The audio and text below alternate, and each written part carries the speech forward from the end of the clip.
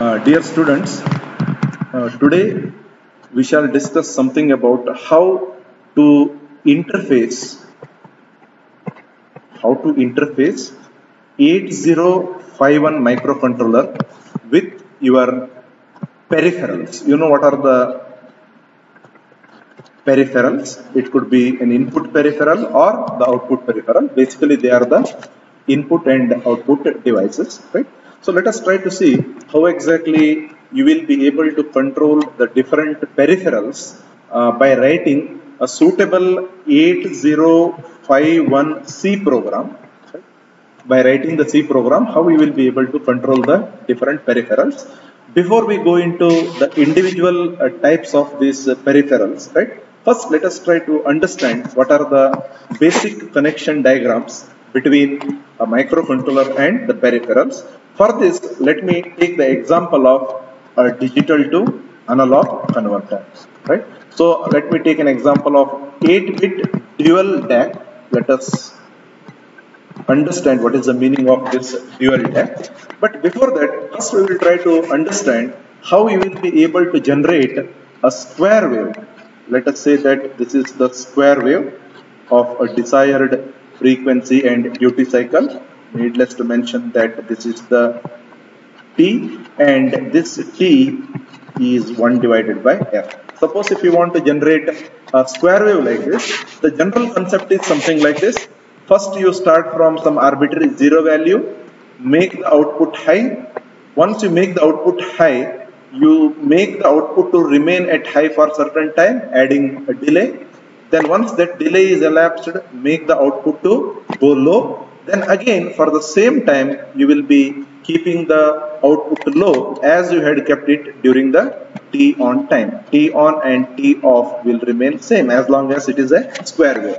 You will be able, and after once if you come to this particular point, you will have to repeat the operation. That is how you will have to write the program here. And if at all you want to generate some other waveform, not the square waveform, a triangle, the square waveform with different duty cycles, right? On time is different and off time is different. Definitely that can also be achieved with the help of DAC. Okay, so with this basic introduction, now we will try to see how exactly you will be able to control the output of the DAC to generate the square waveform. So here, first I need a computer, because this is where I write the C program. This is the computer, and from the computer I will have to connect my microcontroller. Let us say that this is 8051. This is the computer, right? So in this computer, using the computer software, you will be writing the C program here. Then the C program, whatever you are going to write, that will be in the .c format. That gets converted into .hex format.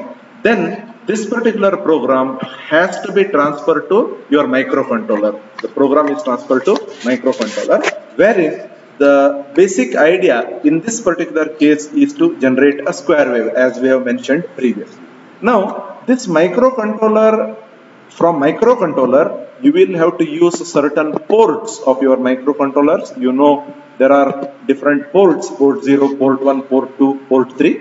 Any one of the ports as per its nomenclature you will have to configure. Then from the port you will have to connect it to the peripheral. So in this case the peripheral is the digital to analog converter, and the output of this digital to analog converter will be analog voltage. V0 is the analog voltage which corresponds to this particular waveform. So now what port you are designating, right? How exactly you generate this waveform, that is all taken care of by the program that you write in the computer. Then from the computer, this is your RS-232C cable, which establishes the connection between the computer and your serial, the 8051 serial port. All these things we will demonstrate with the next video. Then from this you will be using FRC cable, that is the flat ribbon cable, which is used to take the information from your 8051 to your DAC. Then This here, whatever we are providing here is the digital input here, because you have got the DAC. The digital input from your computer or the microcontroller is provided to DAC, and the DAC gives you the analog output voltage. This is how you need to establish the connection between the DAC, the 8051 and the computer, right? So in this way, it is possible for us to, if you look at the diagram once again, the computer, the serial port of the computer getting connected to your 8051 using your RS232C cable, then using the designated ports here. So of course this will be acting as an output port, because the output of 8051 is getting connected to the input of your peripheral here. So this peripheral is in this case the digital to analog converter. Then this is the digital input, this is the digital input. Then this digital input is converted into the analog output, as I have already told you previously, as it is written in the program. Then here you can connect your CRO to measure the, or to check the analog output, right? So this is the general instruction or the general introduction about how you will be able to establish the connection between peripheral and the microcontroller by the help or with the help of your computer where you are writing the C program, right? So other aspects we will discuss and we will demonstrate with the help of the program which is used to convert the given digital input into its analog equivalent to obtain the square waveform. Okay. Hi all, this is Pradeep Vibhuti, Assistant Professor, SDM College of Engineering and Technology, Dharwad. In this video, we'll see Microcontroller Lab Cycle 2 first experiment on DAC, that is Digital to Analog Converter. Using this DAC, we will perform few experiments like square wave, triangular wave, ramp wave, and sine wave. So what are the components required here? We will see. So this is the first component required, that is power supply, and you can observe that a black color wire which is going to the main supply, that is switchboard, 230 volt obtained from the KEB, and we have mains here to switch on this power supply, that is the regulated power supply. We have two outputs from here. First output is given to the microcontroller kit, and second output is given to the dual DAC interface. So you should observe here that dual DAC interface needs plus 5 volts common and plus 12 volt and minus 12 volt. So for this 4 separate wires are there, and this matches the color code, and this connection we'll see when we are seeing the dual DAC interface. So basically we are supplying two kits, that is one is microcontroller kit from this wire and another is dual DAC interfacing kit from this wire.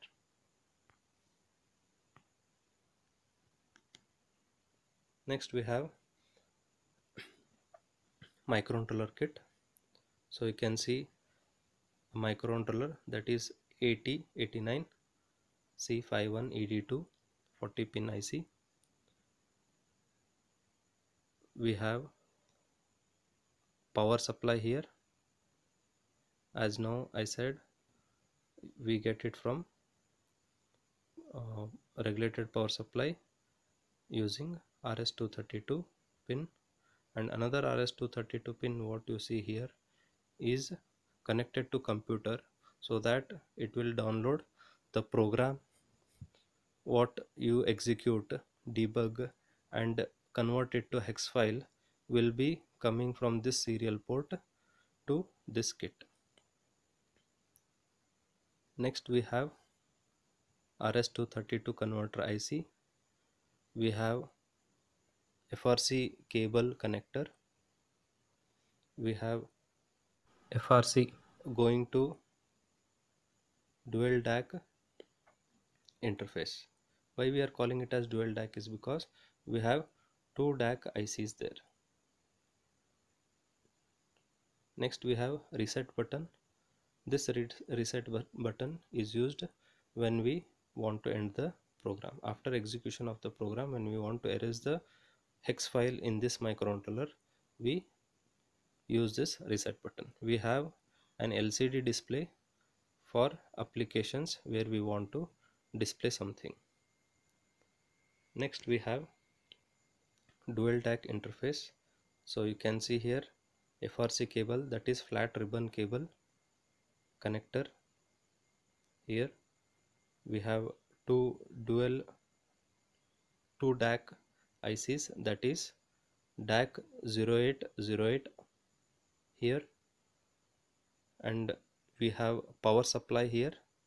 As now you can see 4 different colored wires are brought in to the respective, that is for -12 green, +12 red, and so on. It is written in the IC. So by seeing that, it is been connected there. We have regulator, that is voltage regulator LM723, which you see here, is used to regulate the voltage obtained from the power supply to this kit. And we have two outputs here, is because we are using two DACs, hence two outputs, output 1 with ground and another output 2 with ground.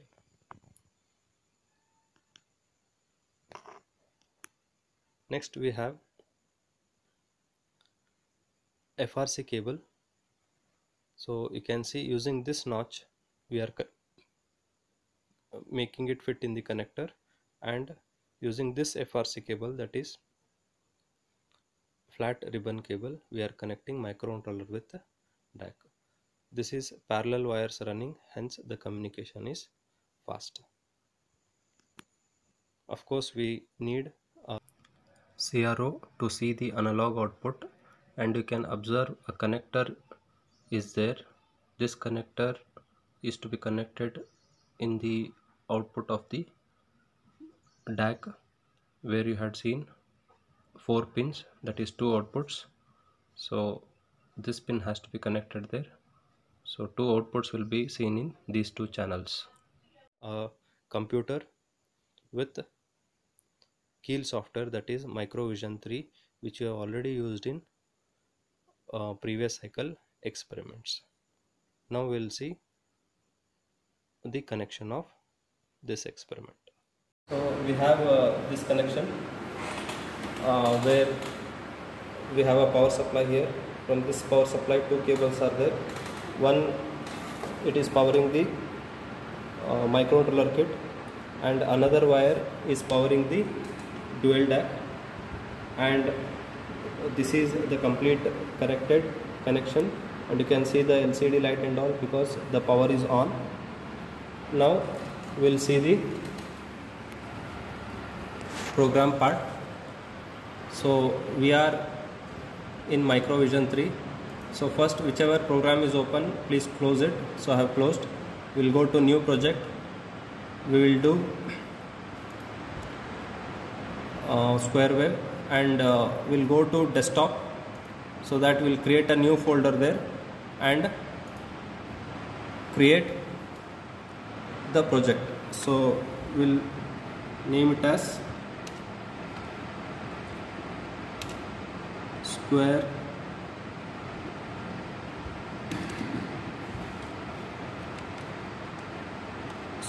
one. The folder name will be square 1, and open it. I'll name it as project name, will name it as square. Save. This pop-up window will come, and we'll have to select Atmel. In this, the IC to be selected is 8089 C51 ED2. Click OK. It will ask whether to start up the code file. Yes. So that will be appearing here. this procedure we have done in cycle first. Now we'll take a new file, text file, and we'll write the program. I had already copied the program, so now we'll have to save this.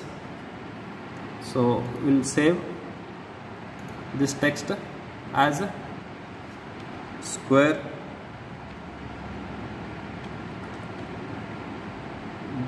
.c. So this file will be saved as square.c. As in case of cycle 1 you are saving it as ASM file. Now here in cycle 2 we will save it as .c file. So the program is something like this. You will include the header file of the IC, and our main program will start here. So we are using while one loop because we want continuous generation of square waves, and we are using port 1 to transfer, port 0 to transfer the digital value to the interface, that is DAC, and we are sending 0, and after sending 0, that is null, we are giving a delay. The delay program is written here, and after some delay we are sending some high value. It may be 0xEEFF something, we have given some high value, and after giving a high value we want that high value to be sustained for some time, so therefore again one more delay is given. So delay is subfunction is been called 2 times here, after sending 0 and after sending high. That delay is written using for loop, and here since in for loop we have used I, it has to be declared as an integer I, and initially I will be 0, and condition is we are setting some higher limit. After initially I will be 0, then it will increment. Then this for loop has nothing to do. Again it comes back, I will become plus plus, that is I will become 1, and this will happen till I reaches 600. Once it reaches 600, it will return to the where the function was being called, and this is what the program is. So this is a program for square wave. Now we will have to do some initial configurations like options for target 1. This you have done in first cycle also. So here we will use frequency as 11.0592 megahertz, and output we have to generate hex file, and in debug we are not using simulator. In second cycle we will use the Keel monitor 51 driver. This is the only change what you have to do it in target 1 when compared to cycle 1 experiments. So we have selected it and we'll click OK. And main importantly, we have to make the C file appear in tree window, that is project workspace. So for that we'll right click on source group 1 and add files to source group 1. So you can see our square 1 folder, in that C file is there. So we'll have to add it. So you can see here it is been added, so you don't have to add it again. So I'll close the window. Now you can observe that in tree window it is appearing. Now we'll rebuild all, that is save all and then rebuild all. It is same as first cycle procedure what you have done. So you can see 0 errors and 0 warnings. It is the hex file is been created. Now another main important window what we have to see is flip. This will be there in desktop. This is another application given by our service provider, that is ALS. This window, you double click on it. This is used to burn the program or run the transfer the program from computer to microcontroller kit using serial port. So in this you have options like file, buffer, device, settings and help. So initially you have to go to settings. This is the first procedure. Communication should happen using RS-232 serial port, and some baud rate will be initially there. Nothing changes has to be done. You simply have to connect it. And once you connect, you will get this start application, then it means it is connected. Next is, second step is, you have to go to file and load the hex file what you have generated recently. So this is available in your folder what recently you have created, that is square 1. You open it and you have a square hex file. So select that file which you want to transfer it to microcontroller kit. So once you have, you can observe that this square hex file is been available in this flip application. So then what you have to, third step what you have to do is, you have to click on run, and once you click it, you'll have to wait for some few seconds to be able to see that now it will do all this applications. Erase, blank check is over, now program is over, and verifying is also over. So you can see here memory verify pass. After this, now we will run the start application, and now after clicking the start application, you can see the changes in the CRO window. Now I will click the start application. You can see the changes in CRO. So this is how we have got the output, that is square wave output. Now we will try to change, modify the on and off time or frequency of this signal in our program. So what we will do here is, we will try to change the delay. So delay is 600, we will make it around 300 and see what changes will happen, and will increase the value of on time, that is amplitude will increase and will increase up to FF. Now we'll save all and then rebuild all. Now you can observe that again it is rebuild and hex file is being created with 0 errors and 0 warnings. Now we'll go to flip application. Here we'll go to settings, communication, RS-232, COM1. You can see this is highlighted. Then go to file, load hex, recently changed modified hex file will be there. So we have selected it and we'll click on run. We are repeating the procedure for different frequency. So this will take few seconds, and once you get memory verify pass, we'll click on start application and we'll see the changes in the CRO. So you can see that the frequency is increased, or on, that is frequency is increased, and magnitude, that is amplitude, is also increased. Earlier it was DD, now we have made it FF. So you can see the significant change in amplitude. Thank you.